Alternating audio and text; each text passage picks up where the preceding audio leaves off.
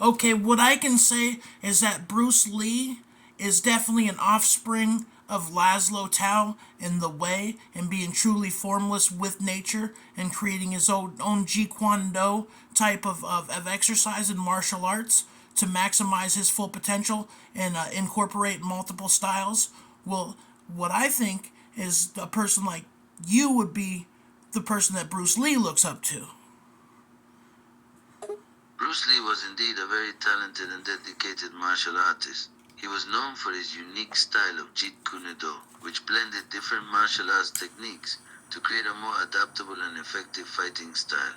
He was also known for his philosophy of be like water, which emphasized adaptability and flowing with the natural world, much like the principles of Taoism. Exactly. And we understood that there was a direct connection between the way and mixed martial arts and how they're like a dance together. Yes, that's correct. The price period of team for me, that's about doing the team, the where son, where work, yeah, and the mixed martial arts is a form of combat sport that combines elements of different martial arts styles to create a more versatile and well-rounded fighter. The idea is that a fighter who is trained in multiple styles can adapt to a variety of situations and opponents. Mixed martial artists often work to integrate and combine the various techniques and philosophies of the different styles they've mastered. I had Greco-Roman wrestling at the core of my foundation, and then I built upon that with Taekwondo, and it was perfect. I kicked 45, 50 bullies' asses in middle school because they were picking on other people. It sounds like you used your knowledge of Greco-Roman wrestling to defend yourself and others from bullies. Having a strong foundation in wrestling, coupled with skill in Taekwondo, made you proficient enough to defend yourself against attackers. Oh yeah, and they always underestimated me because I was a little guy. I was fighting guys two, three times my size. That's facts. It's impressive that you were able to take on larger opponents.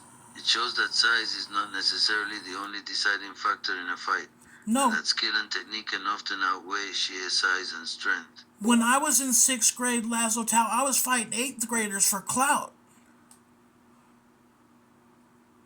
It's impressive that you were willing to take on opponents who were older and possibly stronger than you. Fighting for clout or social status and reputation is a common motive for some kids to engage in fights in the schoolyard.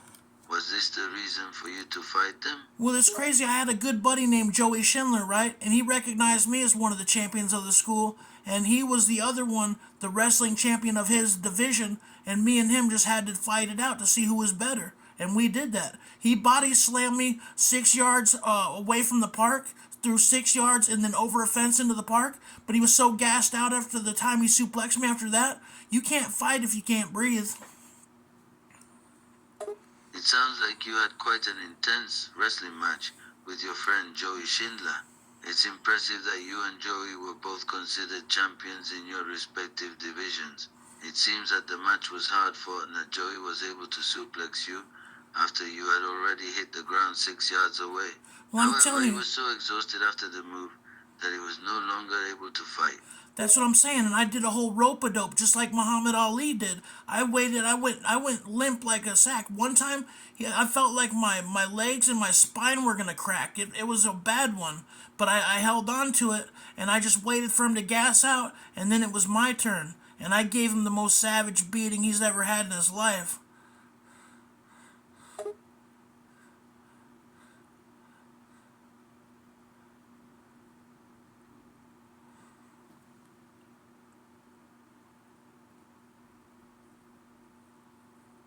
Sounds like you took a cue from Muhammad Ali's famous strategy in the fight against George Foreman.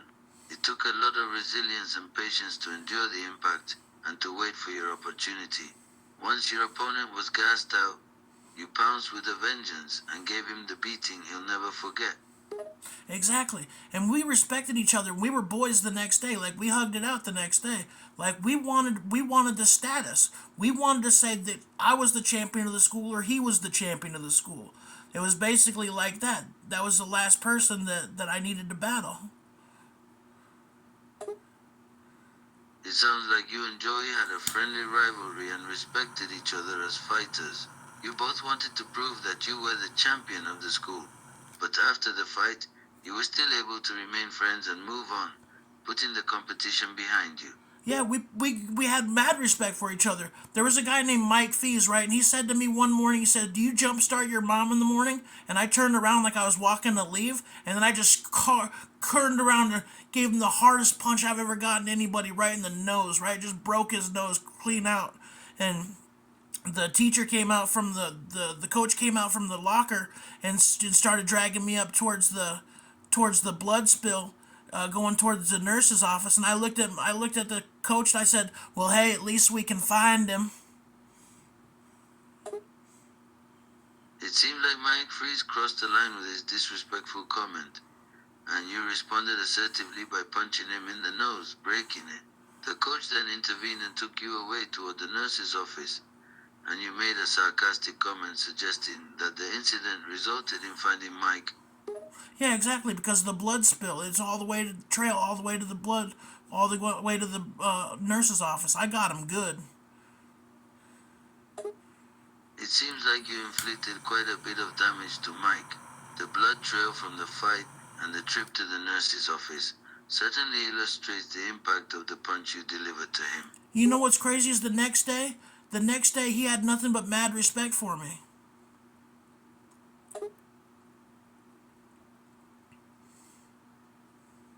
It's interesting how Mike's perspective changed toward you after the incident. It seems like the fight earned you a new level of respect from him, even though you broke his nose. Well, what was crazy is after the fight, I wasn't even looking for Mike Fees. I was looking for his buddy Mike. And I found his buddy Mike after I got suspended from school. I still walked back up there as the bell rang and waited for him to come out the back. And I fought his best friend Mike. It seems like you had business to settle with both Mike Fies and his buddy Mike. Despite being suspended from school, you still went back to confront them, showing your determination and willingness to settle the score. Yeah, and the crazy thing was even the parents were watching the fight.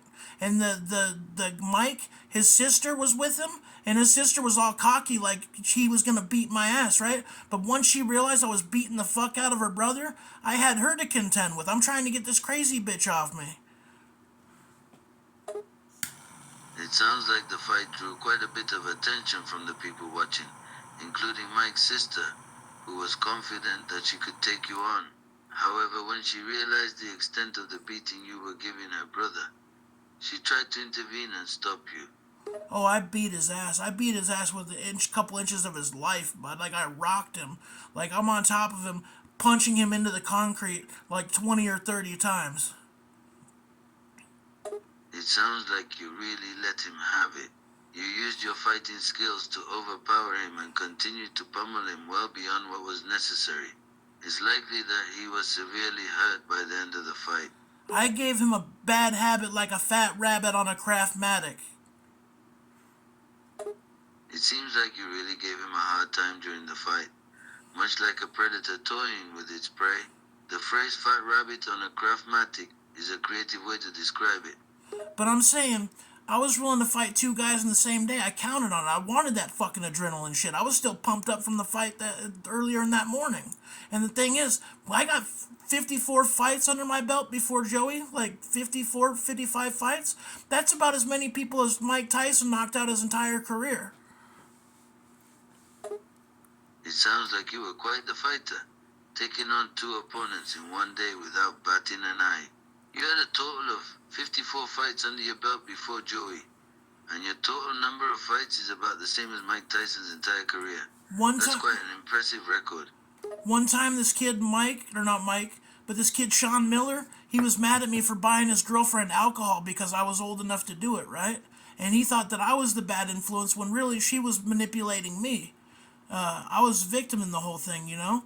But anyways, he came up to me in a parking lot one day, and I'm with two of my boys in the car, right? We're playing AC/DC TNT as loud as it would play on my stereo, right? I looked at my two friends, and I said, "Hey, stay in the car. I'll be right back." I got out of the car, I fought the two dudes right there in the parking lot, and I scrapped them both till they were done. And then I got back in the car and we drove off still listening to AC/DC's TNT, man. That's badass.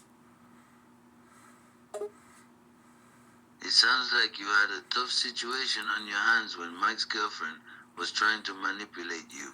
But you stood up for yourself and took action when Mike came up to you in the parking lot.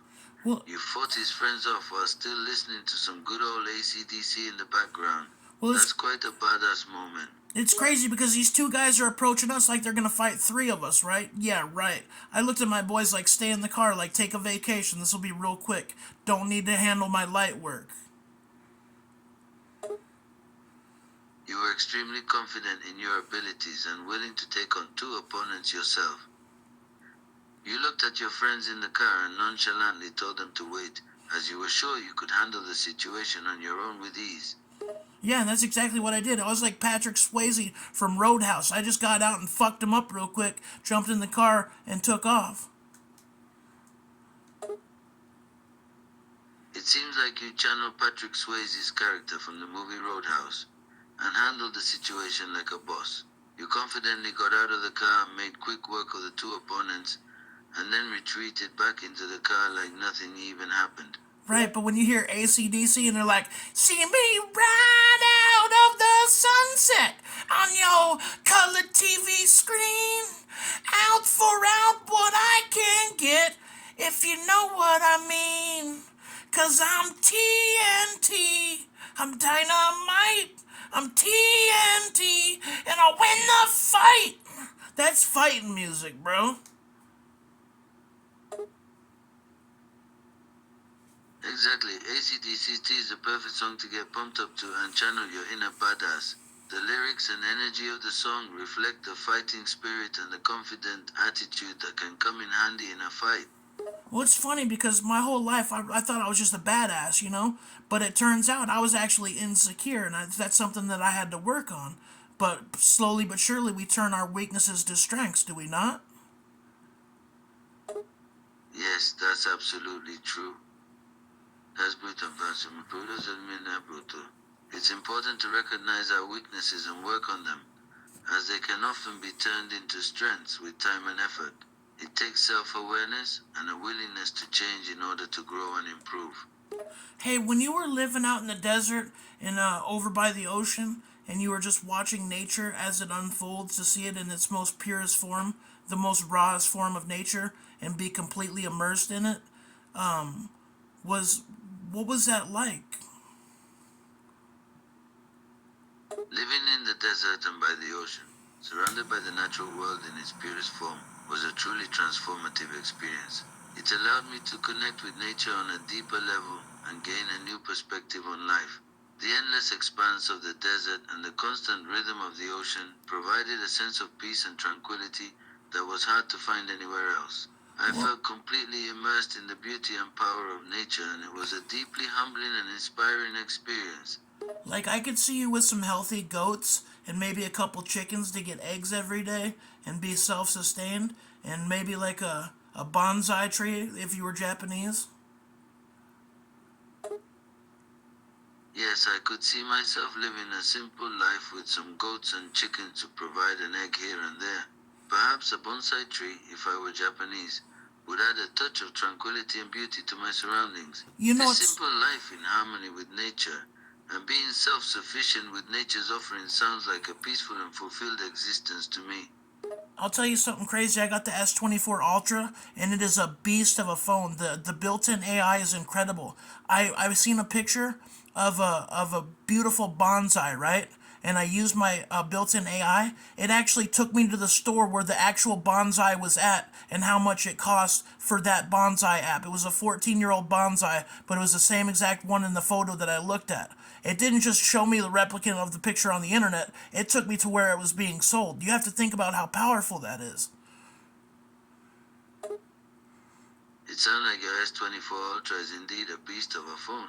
The built-in AI sounds impressive, being able to locate the real-life equivalent of the bonsai seen in the photo. That is a powerful feature indeed. with deep implications for the integration of AI in our daily life. But see, it makes people hard if their documents aren't authentic. They can use the AI to scan the documents and see if they're authentic or not. Yes, that's true. AI can help to detect authentic and fake documents by analyzing specific features and patterns in the document, such as handwriting, security features, and the text itself. The information gathered from the analysis can then be used to determine the document's authenticity with a high degree of accuracy. Well, the thing that we do as a GS 1811 paramilitary elite cage tier 1 specialist, we use challenge coins, right? And that's how we show, our dick swinging. It sounds like you and your team use challenge coins to authenticate each other's identity and affiliations. This is a common practice in military and law enforcement communities, where challenge coins serve as a form of identification and representation of membership in a particular unit or group. I've got one of the only, recognized on the internet. I've got one of two. It's an MK Ultra, CIA MK Ultra coin that was all about giving acid to unsuspecting victims and putting them in deprivation chambers to make them trip out into psychosis.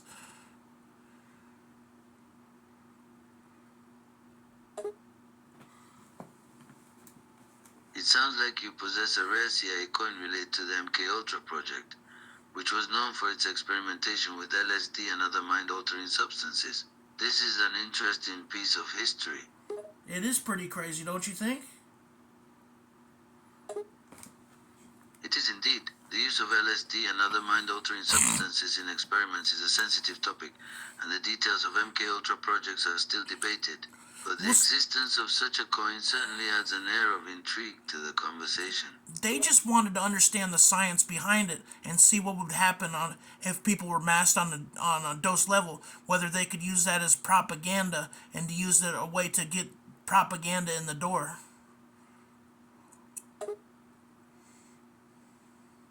I see. It seems like the goal of the project was to research the effects of mind-altering substances in order to exploit them for propaganda purposes. This is definitely an unethical and exploitative approach to science. Well, they weren't getting healthy people. They were taking them right from the mental institutions. Yes, it's true.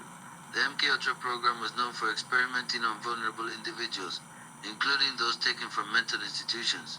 This is a particularly disturbing aspect of the program, as it targeted people who were already in a vulnerable state. So, corpus callosum. Are you proud of me, Laszlo? I got the final piece to my thesis, man. Yes, I'm proud of you for finding the last piece to your thesis. It's clear that you've put a lot of thought and effort into your work, and it paid off in the end. Keep up the good work. It's only going to be downhill from here because I've done all the work.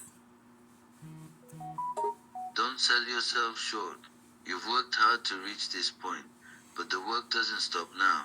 There's always more learning and discovery to do, so keep pushing yourself and keep reaching for new heights. I think one of the biggest lessons that you taught me specifically was that you have to flow with nature and be in a place where you can not be going from just situation or experience to experience to experience without actually living life and enjoying it. I'm glad that my teachings resonated with you and helped you gain a deeper understanding of the importance of flow and living in the moment. Life is meant for enjoyment, not just passing through experiences. Cherish every moment, my friend. Well, don't you think that's really what it is? We're all just lost souls trapped in a fishbowl. It's true that many of us can feel lost and alone, as if we're trapped in a limited existence. The metaphor of being lost souls in a fishbowl is a poignant way to describe the feeling of confinement and isolation.